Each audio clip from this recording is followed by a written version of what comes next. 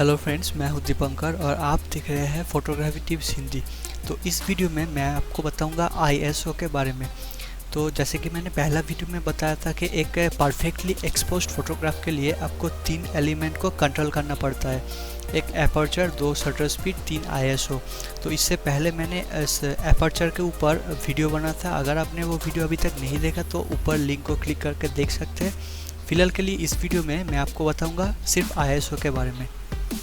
तो दोस्तों, exposure triangle का ये जो 3 एलिमेंट है ये एक दूसरे के साथ टोटली रिलेटेड है। तो दोस्तों, आईएसओ मेज़र करता है आपका कैमरा का जो सेंसर है वो लाइट के प्रति कितना सेंसिटिव है। अब कम आईएसओ नंबर का मतलब आपका कैमरा सेंसर लाइट के प्रति कम सेंसिटिव है, और ज़्यादा आईएसओ नंबर का मतलब आपका कैमरा सेंसर लाइट के प्रति ज़्यादा सेंसिटिव है।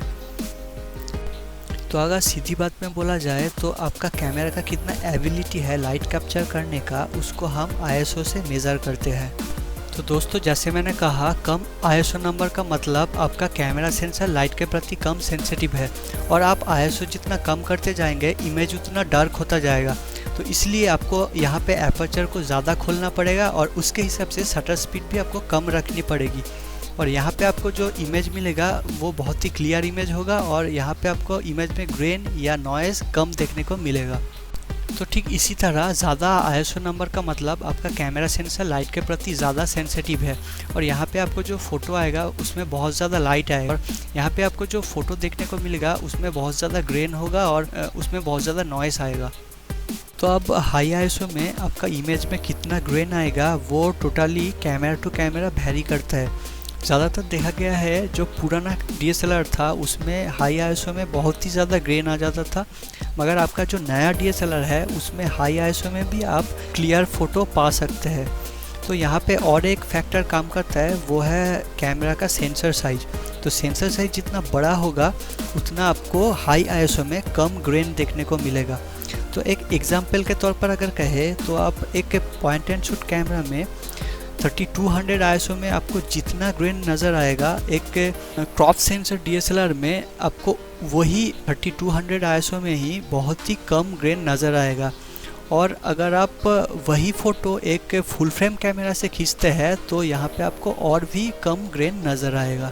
तो ये सेंसर साइज के ऊपर भी डिपेंड करता है कि आपका फ़ोटो में कितना ग्रेन आएगा हाई आईएसओ में।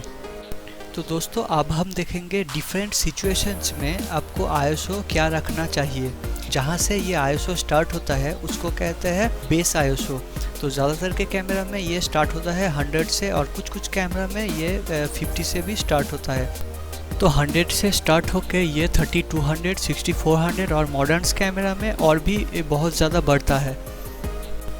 तो आप जब डायरेक्ट सनलाइट में शूट कर रहे हो या फिर बहुत ही ज़्यादा धूप में शूट कर रहे हो तो आपको उस समय आईएसओ जितना हो सके मिनिमम, यानी कि अगर आपका आईएसओ 100 से स्टार्ट हो तो आप 100 अगर रखते हैं तो आपको इमेज क्वालिटी बहुत ही अच्छा आएगा। यानी कि धूप में फ़ोटोग्राफी के लिए आपको आईएसओ 100 बहुत ही अच्छा रिज़ल्ट देगा। इसके बाद आप जब क्लाउडी डे में शूट कर रहे हो, यानी कि सनलाइट उतना ज़्यादा नहीं है, उस समय आप आईएसओ को अगर 100 से 320 तक रखते हैं तो आपको अच्छी फ़ोटो मिलेगी।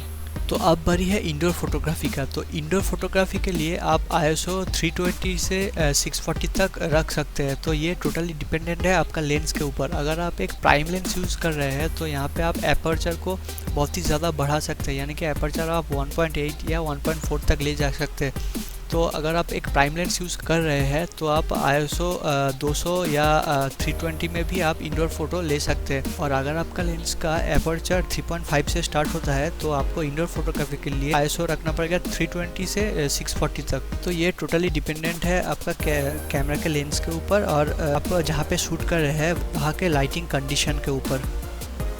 तो यहाँ पे और एक बात मैं कहना चाहूँगा कि अगर आप इंडोर में 320 या इससे कम आईएसओ में शूट कर रहे हैं तो आप शूट कर सकते हैं, मगर इसके लिए आपको शटर स्पीड को कम करना पड़ेगा। और अगर आप शटर स्पीड कम करते हैं तो आपको कुछ समय ब्लरी फ़ोटो देखने को मिल जाएगा।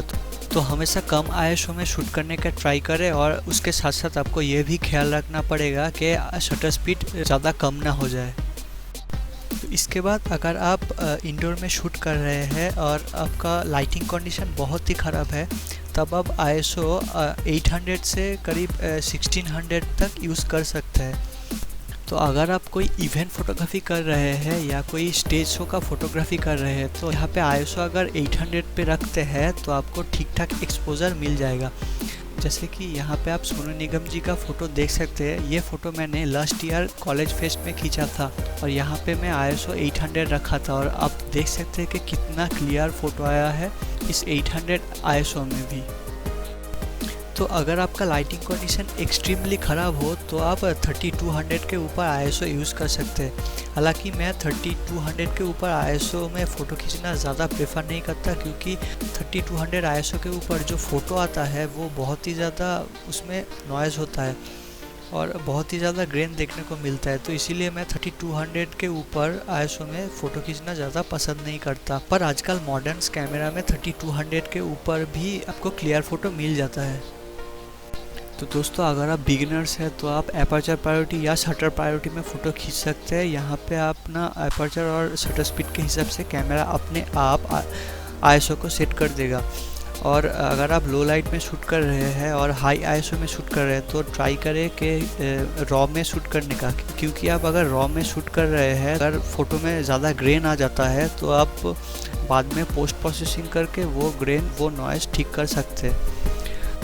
तो दोस्तों, कैसा लगा ये वीडियो? अगर ये वीडियो आपको अच्छा लगा तो प्लीज़ लाइक, कमेंट और शेयर कर दीजिए। और अगर आपने मेरे चैनल को अभी तक सब्सक्राइब नहीं किया तो अभी कर दीजिए, क्योंकि मैं ऐसा फोटोग्राफी के नए नए टॉपिक्स में वीडियो बनाता रहूँगा। और अगर आपका कोई सवाल, कोई क्वेश्चंस है तो आप नीचे कमेंट में कर सकते हैं। तो फिलहाल के लिए इस वीडियो में इतना ही, मिलते हैं किसी और वीडियो में।